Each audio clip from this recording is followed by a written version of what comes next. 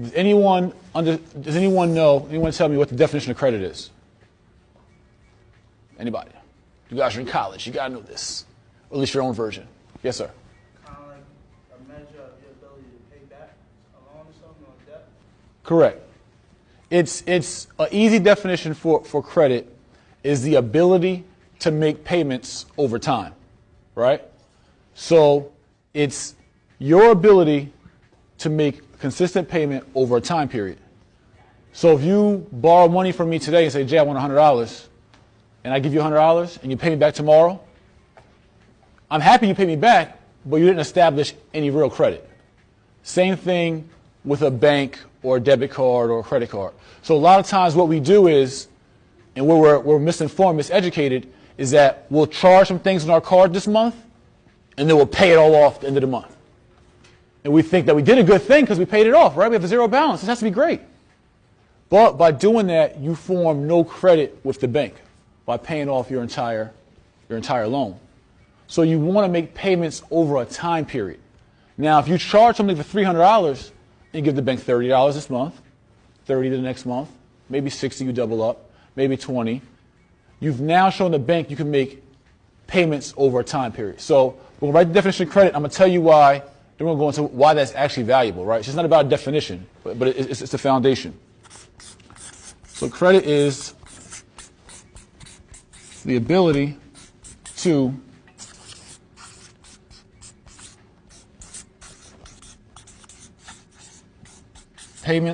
make payments over time, right?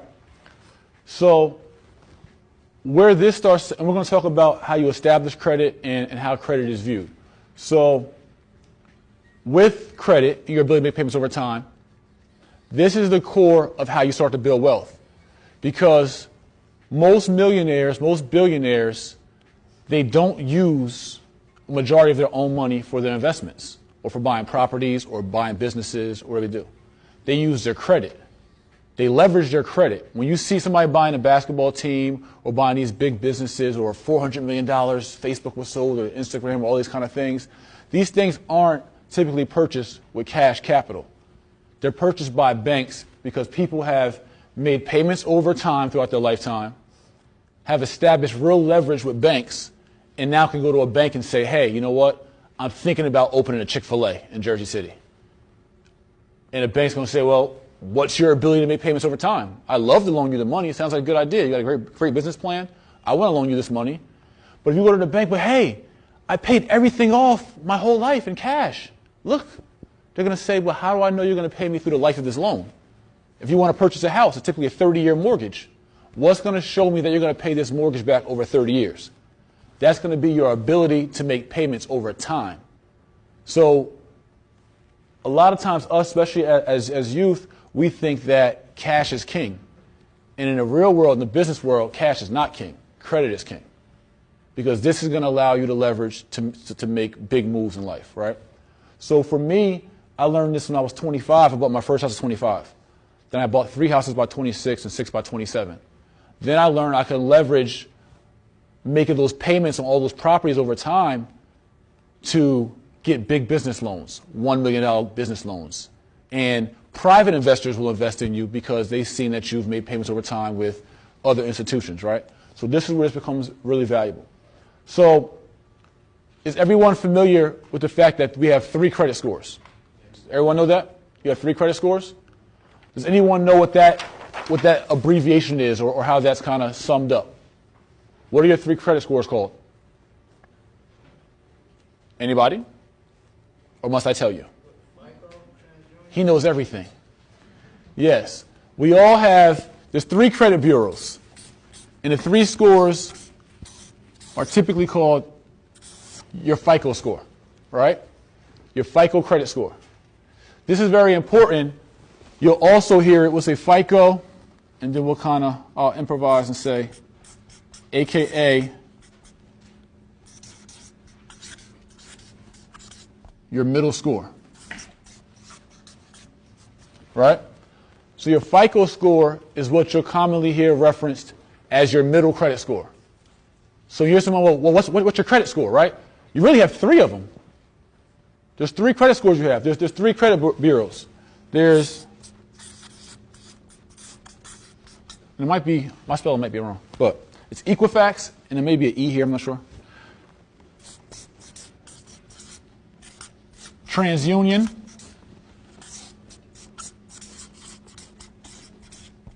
and Experian, right? So there's 3 credit bureaus. And out of these 3 credit bureaus, you have a middle score, a FICO score, which when you apply for a car, they'll just take one of these, any one of these, depending on the car dealership. But when you apply for a house, and the reason why I'm relevant in this conversation, why it brought me here, is because if you look, real estate is the majority investment of wealthy people in America. There's, I think it's 80.8% of the real estate in America is owned by 10% of the population. So that means for every 10 houses you see, they're owned, 8 of them is owned by 1 out of 100 people. So real estate is the foundation for wealth. So this is a wealth seminar, Who Wants to Be a Millionaire, or what I call the Millionaire Blueprint, but it's somewhat of a real estate seminar, because real estate can be and will be the foundation of you achieving substantial wealth, right? So when it comes to purchasing homes, all banks look at your middle score, right? So say we have Equifax here, and you pull your credit, and your Equifax score is 680. Then you check your next score, your TransUnion, and you have a 700 credit score. But then we check your Experian, and for some reason you got a 620, right? On your FICO score, you have 3 scores. So what here is your middle credit score? It's not the average. What's that? 680? 700? It's 680. But why is it 680? Do you know why? Can you tell them why? 620 and then 680 and 700. So 680 is the middle one? Correct. Very good. This is valuable information. This is like life-changing stuff right here. If you came in here today and you didn't know what your FICO score was, what your middle credit score, you've been behind the game. Like, you've been behind. Like, you should know this before you know your favorite rap song. This is important. What your middle credit score is and how to find it. And the way you do that is, and I teach this to high school kids, college, adults, older adults, or whatever. But you take your highest credit score. Your highest credit score is what? Right? So it doesn't matter, you print your credit report out, right? Doesn't matter what order these numbers come in or these names come in. It makes no difference. When you find your middle, you take your highest score. Here's your highest, right? 700. And then what's your lowest score? 620. What are you left with? That's your middle credit score. You take your highest score and your lowest score, and you throw them out, or you cross them out. So when you print out your credit report, pay no attention to the order that they're printed. You look for the highest score, you look for the lowest score. You cross them out. This right here is your middle credit score, your FICO. So if you're applying for a loan one day, you finally find that girl or guy of your dreams. You say, baby, we're going to buy a house. And you go to the bank and they say, well, we need to know what your FICO score is. You're not going to look like a deer in headlights now.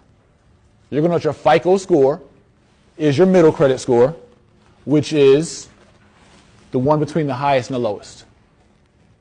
Like, this is the foundation for building wealth. You can't be, and mind you, there's people that get lucky and become rich through luck, through inheritance, or through the lotto, or through other things.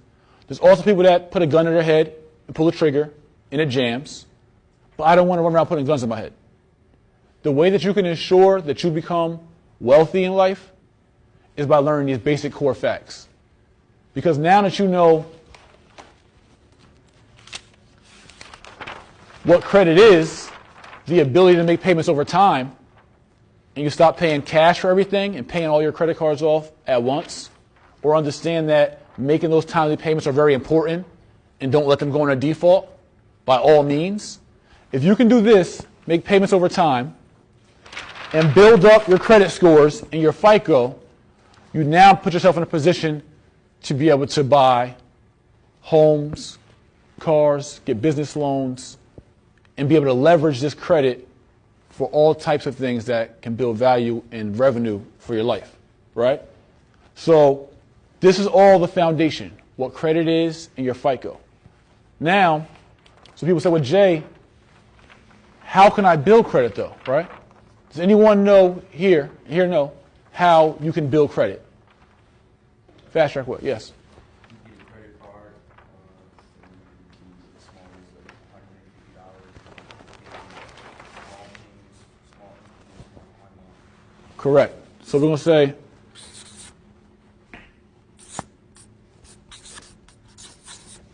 building credit.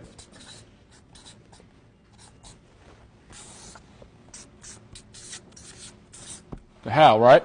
So one thing we just said is that you can get small credit cards, small limit, we'll say CC, right?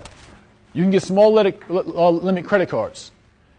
Even if you're get a credit card for $50 a month, $100 a month, and you make those payments over time, you're not establishing a large limit of credit, but you're establishing your ability to make payments over time. You are establishing credit. That will increase your credit scores, thus increase your FICO score, right? By getting small limit credit cards. That's one way. Anyone else know how you can increase your credit score? What you say? Correct. 2.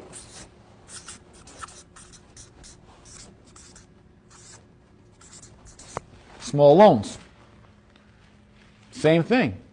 Credit's credit, whether it's a credit card, whether it's a loan, even if it's a $2,000 car note, or car payment, and you're making payments over time, you're establishing credit. This sets you up for the win later. You got to think about the long haul, because one day before you know it, I didn't go to college. I wasn't fortunate enough. I made wrong decisions in life. But I learned some life lessons, and I was able to get this information and apply this information and make over $1 million for myself by 28, just by doing everything I'm telling you. This is not like some stuff I just read in a book and I'm just regurgitating it to you. This is actually stuff I really applied at 24, 25 years old. Everything I'm telling you is stuff that I learned, hands-on, and then I applied these things and became successful. So what's another way you can establish credit? How can you build your credit? Anybody? Cool, I'll tell you. You can go to a bank. Multiple banks, small bank, big bank, Wells Fargo, Bank of America, New Jersey Bank, wherever. And you can get a secured credit card or a secured loan. So same thing we just said here, right? But now you say, well, what if I apply, I keep getting denied? What you can do is you get the secured version of the above. I did this, it works. Secured loans and secured credit cards. How they work is you go into a bank, right? You get your refund check or your job check. You get a couple $100. You go to the bank and say, I want to, this guy, J. Mr. Real Estate, came in my school and said I can establish credit. And you go to the bank and say, I want to get, here's $200, $300, $500, $1,000. And say, I want to get a secure loan or I want to get a secure credit card, right? The way it works is you give the bank your money. They're going to make you fill out some paperwork. Before you leave the bank that day, they're going to give you your money right back to you. You're not going to lose any money that day. You don't lose $1 by getting a secure loan or secure credit card. This is an easy way for you not to lose any money, because we know money is tight these days. You don't lose any money, but you start to establish credit. Easy. Everyone in here can start building credit, start building their FICO, making payments over time. So now I'm going to tell you the trick to using your credit card or the trick to paying back a loan the right way. It's a very simple rule.